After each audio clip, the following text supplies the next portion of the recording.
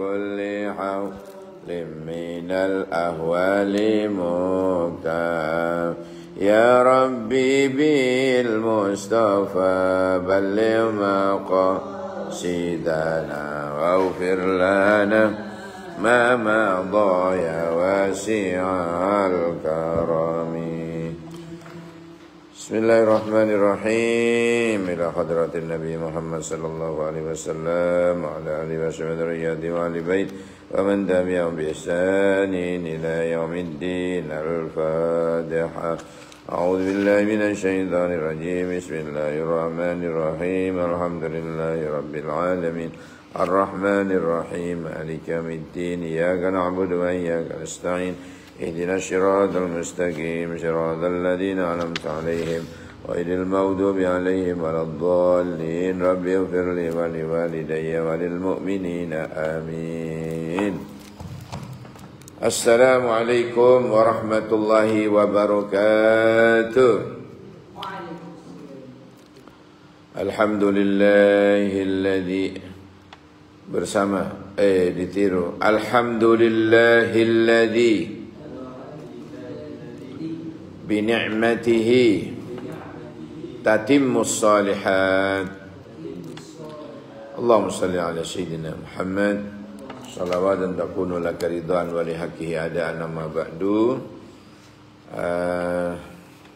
Saudara-saudara, alhamdulillah masuk pelajaran akidah ya. Tatbiqul aqidah fi hayatina, menerapkan prinsip akidah dalam kehidupan kita. Hai santri turun, ngaji dulu. Santri turun, ngaji dulu. Iman antuk minabillah bikulli sifatih, beriman kepada Allah dengan segala sifatnya. Ini memang seharusnya tercermin dalam setiap aspek kehidupan seorang mukmin. Jadi seorang mukmin yang mengaku bahwa Allah itu ahad, maka dia hanya akan minta pertolongan dan perlindungan hanya kepada Allah. Entah itu di saat menghadapi kesulitan, dalam menghadapi imtihanan atau musibah, itu dia hanya mintanya kepada Allah, tidak kepada yang lain. Minta kepada Allah, pertolongan kepada Allah. Iyyaka na'budu wa iyyaka na'budu dulu, tapi iyyaka na'budu, hanya kepadamu ya Allah kami menyembah. Menyembah dulu, baru nanti minta pertolongannya setelah menyembah. Wa iyyaka nasta'in, dan hanya kepadamu ya Allah kami mohon pertolongan. Nah, orang-orang sekarang kan dibalik, minta dulu, nanti kalau berhasil baru mau sholat. Ya, dibalik. Iyyaka nasta'in wa iyyaka na'budu, itu kan bersyarat itu. Saya akan menyembah Allah kalau permintaan saya dikabulkan, kan gitu. Itu tidak benar. Iyyaka na'budu wa iyyaka nasta'in. Iyyaka na'budu wa iyyaka nasta'in, hanya kepadamu ya Allah kami menyembah, dan hanya kepadamu ya Allah kami mohon pertolongan. Jadi seorang mukmin itu yakin gitu, hanya Allah yang menentukan hidup dan matinya, rezeki dan jodohnya. Jodoh itu ya rezeki, ya, baik dan buruk yang menimpanya, khairihi wa syarrihi minallah. Tetapi al-insanu bitakhyir wallahu bitakdir, ya. Al-insanu bitakhyir, manusia itu yang berikhtiar. Wallahu bitakdir, Nanti Allah yang mentakdirkan. Yang usaha itu manusia, yang berikhtiar itu manusia, tapi semua yang mentakdirkan Allah. Sebab takdir itu ada dua. Ada takdir mubrom dan takdir muallak. Takdir mubrom yang tidak bisa dirubah. Seperti lahir laki, lahir perempuan, itu tidak bisa dirubah-rubah. Ada takdir apalagi takdir mubrom, tua, al-haram, tua. Tidak bisa walau misalnya umurnya sudah 90, biar awet muda, kemudian pakaiannya selalu dipakaikan pakaian anak SD. Ya tetap ompong maksudnya. Walaupun pakaiannya SD, tapi tetap ompong. Tak punya gigi, keriput semua. Ya tidak bisa. Jadi itu mubrom. Selain itu apa? Hah? Iya. Illal maut. Yang semuanya ada obatnya, illal maut, kecuali mati. Tua, ada obatnya tua ini. Walaupun setiap hari ke MS Glow, pakai skincare. Enggak, jodoh itu muallak. Muallak itu jodoh, karena masuk dalam kategori rezeki. Muallak bisa diusahakan. Takdirnya misalnya istrinya jelek, tabiatnya jelek, akhlaknya jelek, orangnya jelek, tapi dia selektif dan ikhtiar.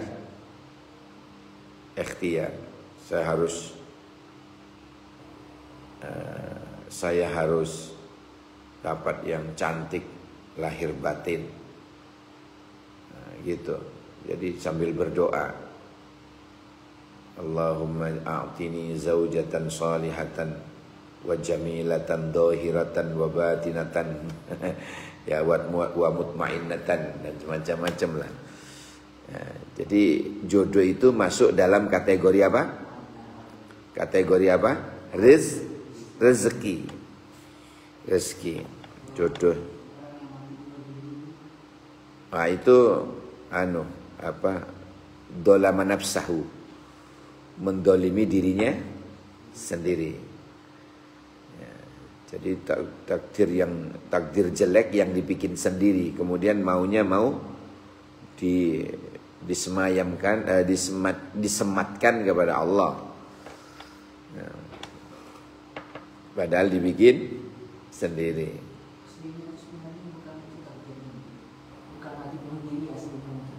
Bukan, tetapi dialah yang mengarang sendiri untuk mendolimi dirinya sendiri itu. Makanya bunuh diri itu termasuk ini minal kabair, termasuk dosa besar. Bunuh diri itu termasuk dosa besar, karena dia maunya mendahului Allah gitu. Mendahului Allah. Jangan kemudian main takdir-takdiran. Wah, sudah takdir. Jangan. Allah tersinggung nanti. Nah, dari dirinya sendiri. Sama halnya dengan mati kelaparan dan dia sendiri tidak mau makan, padahal sudah disiapkan. Makanan sudah ada, tapi tidak mau makan. Nah, kemudian setelah mati mengatakan, wah itu takdir. Bukan, ikhtiarnya kurang. Ikhtiarnya kurang. Ya. Sama halnya dengan wah takdir lolos ya lolos, tapi tidak mau sinau, tidak ada ikhtiar. Ya, Mau lulus dari mana? Wong yang belajar aja belum tentu lulus. Nah, misalnya seperti itu. Alah, takdir kenyang ya kenyang. Tapi tidak makan. Mau kenyang dari mana? Wong yang kadang yang makan sampai imbu-imbu kadang sik luwe.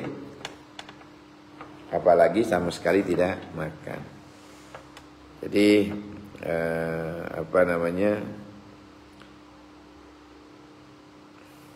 mendolimi dirinya sendiri. Kemudian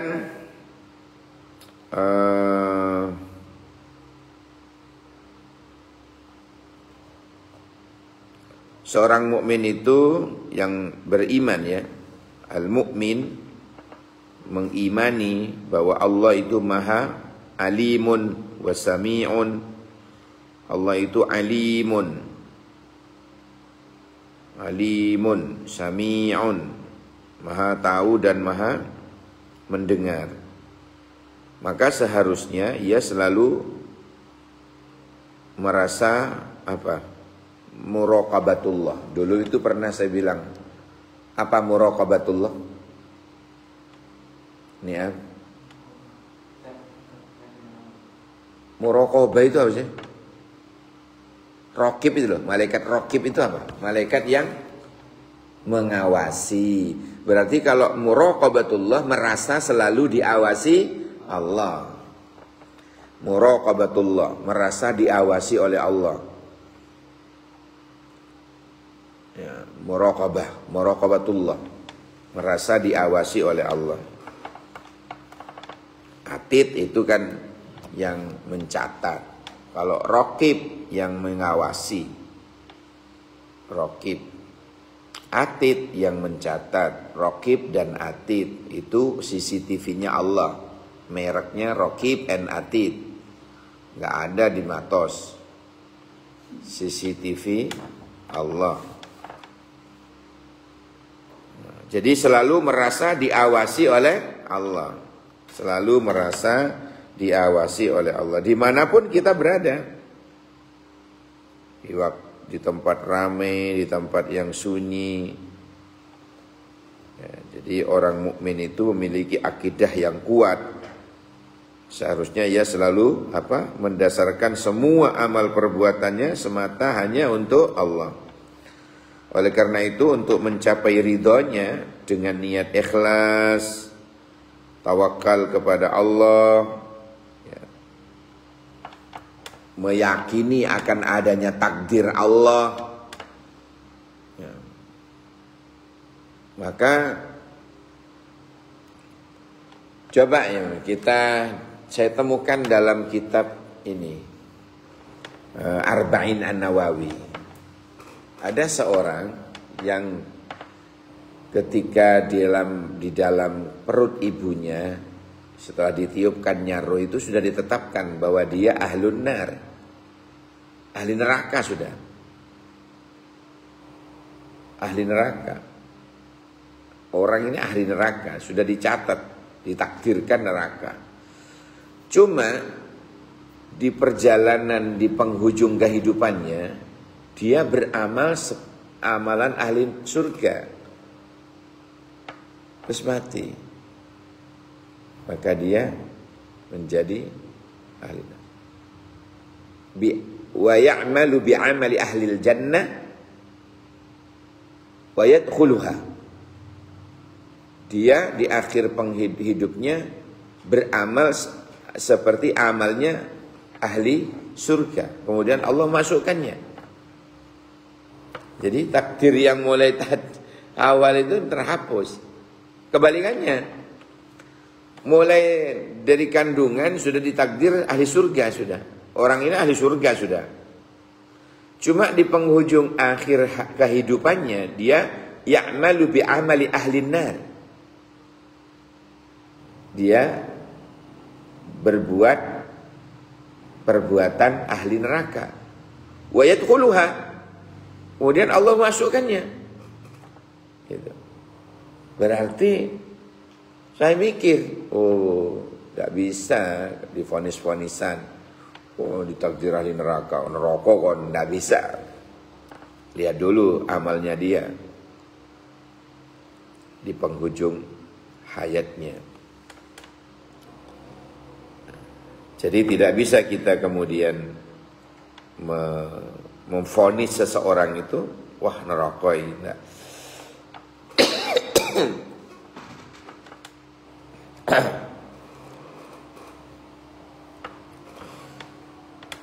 Prinsip segala tindak tanduk kita harus sesuai dengan sifat-sifat Allah. Misalnya Ar-Rahman, penyayang. Ya berusahalah kita menjadi orang yang sayang. Sayang pada sesama, sayang pada binatang, sayang pada alam. Tidak merusak ekosistem lingkungan. Allah itu Ar-Rahim, pengasih. Ya. Maka kita timbulkan perasaan kita mengasihi fakir miskin, mengasihi anak yatim, mengasihi orang-orang mustad'afin yang lemah. Ojo sing ayu-ayu tok sing disayang. Ya. Dan seterusnya begitu. Jadi apa ya? Sesuai dengan sifat-sifat Allah. Berusaha, seorang mukmin itu berusaha meniru, mengamalkan sifat-sifat Allah gitu. Ya.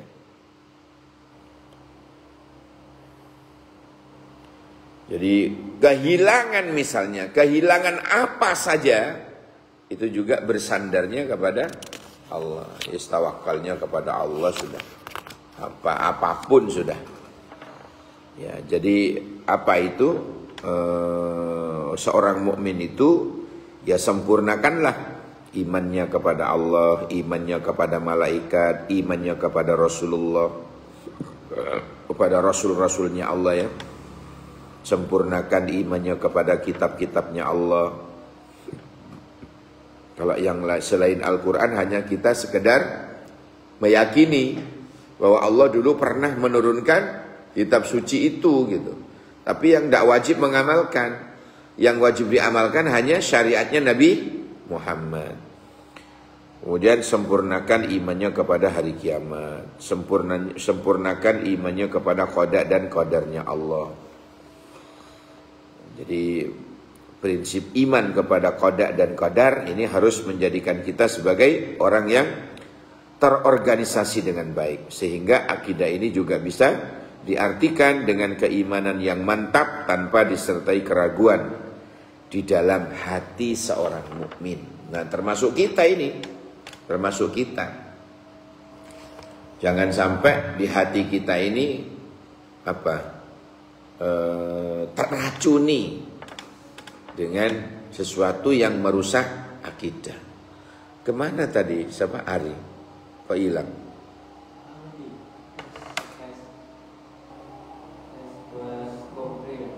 Oh. Hah? Oh, naik ke atas. Hafalan? Oh, online. Ya begitulah. Oke, demikian dulu. Mudah-mudahan ada barokah manfaatnya. Iman kita selalu dijaga oleh Allah sehingga